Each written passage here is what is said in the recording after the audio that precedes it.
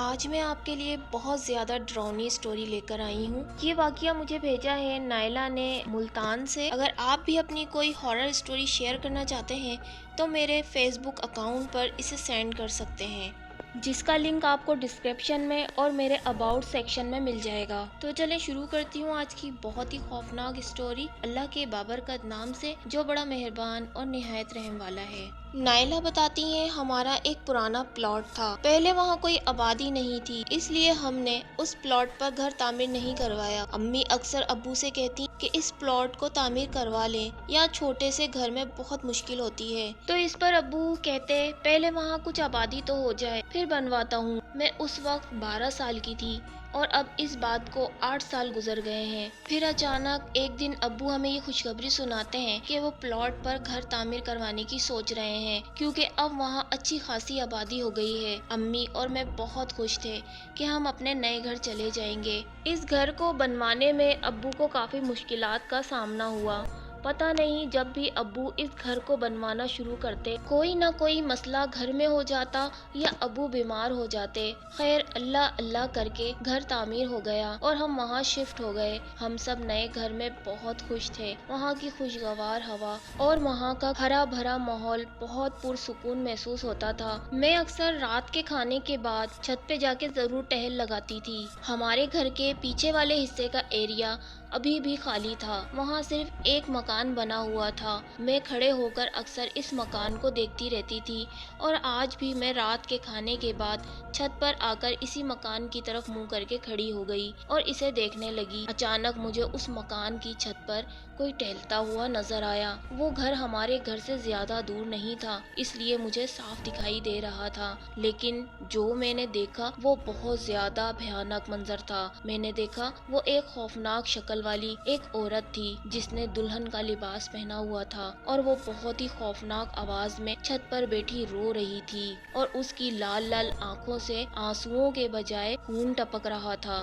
رات کے اس وقت یہ منظر دیکھ کر میں کانپ اٹھی۔ ڈر اور خوف کی وجہ سے میرا سارا جسم لرز کے رہ گیا اور میں چیختی ہوئی نیچے بھاگی۔ امی بھی میری حالت دیکھ کر خوفزدہ ہو گئیں، کیونکہ میں کانپ رہی تھی۔ امی کے پوچھنے پر میں نے جو کچھ اوپر دیکھا تھا سب بتا دیا۔ امی بھی بہت خوفزدہ ہو گئیں۔ پھر امی نے ابو کو فون کر کے بلا لیا، اور جب تک ابو گھر نہیں آئے امی اور میں آیت الکرسی کا ورد کرتے رہے۔ جیسے ہی ابو گھر آئے امی اور میں نے ان کو ساری بات بتائی، لیکن ابو نے کہا نائلہ تمہارا وہم ہوگا، یہاں ایسا کچھ بھی نہیں۔ پھر ابو کو میں نے اس دلہن نما چڑیل کا بتایا، اور یہ بھی بتایا کہ اس کے آنسوؤں کے بجائے ابو اس کی آنکھوں سے خون نکل رہا تھا۔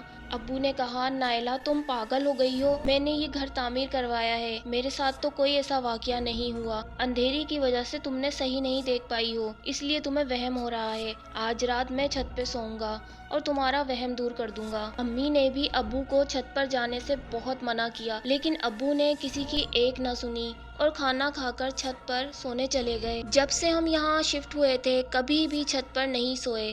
آج پہلی بار ابو چھت پر رات گزارنے گئے تھے تاکہ میرا وہم دور کر سکیں، لیکن میں ابو کو کیسے سمجھاتی کہ یہ وہم نہیں حقیقت ہے۔ خیر میں اور امی کمرے میں آ کر لیٹ گئے۔ ابھی تھوڑی ہی دیر گزری ہوگی کہ چھت پر سے کسی کے چلنے کی آوازیں آ رہی تھیں، اور ساتھ میں پائل کی چھن چھن کی بھی آواز آ رہی تھی۔ ان آوازوں نے تو ہمارے دل کی دھڑکن کو اور بھی تیز کر دیا تھا۔ ایک تو خوف کی وجہ سے پہلے ہی نیند نہیں آ رہی تھی، اور ہمیں ابو کی فکر بھی لگی ہوئی تھی۔ میں اور امی کافی ہمت جمع کر کے اٹھے اور آیت الکرسی پڑھتے ہوئے چھت پر جانے لگے۔ جیسے جیسے ہم سیڑھیاں چڑھ رہے تھے پائل کی چھن چھن کی آواز واضح ہوتی جا رہی تھی۔ میں نے پیچھے سے امی کا دوپٹہ کس کے پکڑ رکھا تھا، اور امی آیت الکرسی اور تسبیح ہاتھ میں لے کر پڑھائی کرتی ہوئی آگے بڑھتی جا رہی تھیں۔ امی اور میں نے جیسے ہی چھت پہ قدم رکھا تو ہمارے خوف کی انتہا نہ رہی۔ وہ خوفناک بلا، وہ دلہن کے روپ میں پتہ نہیں چڑیل تھی کیا تھی، وہ مخلوق ابو کی چرپائی کے گول گول چکر کاٹتی جا رہی تھی، اور ساتھ ساتھ اتنی خوفناک آواز میں وہ رو رہی تھی، اور اس وقت بھی اس کی آنکھوں کی جگہ سے آنسو کے بجائے خون ہی ٹپک رہا تھا۔ ہم نے دیکھا کہ اس کے پیر بھی الٹے تھے، اور وہ مسلسل ابو کی چرپائی کے گرد چکر کاٹ رہی تھی۔ پھر امی نے غور سے دیکھا تو ابو کی آنکھیں کھلی ہوئی تھیں، لیکن وہ ہل نہیں رہے تھے اور نہ ہی اس چڑیل سے ڈر رہے تھے۔ تو امی نے ابو کو کافی آوازیں بھی لگائیں۔ مجھے اور امی کو ایسا لگا کہ ابو شاید بے جان ہوئے پڑے ہیں۔ اس چڑیل نے ابو کو اپنے سحر میں لے لیا ہے۔ جب اس چڑیل نے ہمیں آیت الکرسی پڑھتے ہوئے اور ابو کو آوازیں دیتے ہوئے دیکھا تو ہمیں اپنی خون خوار نظروں سے ایسے گھور رہی تھی جیسے ابھی کھا جائے گی، اور اشارے سے اپنی طرف بلانے لگی۔ ہم لوگوں کی تو حالت بہت ہی غیر ہو گئی تھی۔ ہم لوگ چیختے ہوئے نیچے کی طرف بھاگے اور بھاگتے ہی گھر سے باہر نکل گئے اور شور مچانے لگ گئے۔ پڑوس میں سے کچھ لوگ باہر آئے اور ہم سے شور مچانے کی وجہ پوچھی تو امی نے پڑوسیوں کو ساری بات بتا دی جو ہمارے ساتھ اس رات بیتی تھی۔ پھر پڑوس میں سے ایک مولوی صاحب جو بہت ضعیف تھے وہ آئے اور کہنے لگے، بیٹا پریشان ہونے کی ضرورت نہیں، یہ ایک ڈائن ہے جو اکثر لوگوں کو تنگ کرتی ہے۔ یہ پیچھے میدان میں جو خالی گھر ہے یہ اس میں رہتی ہے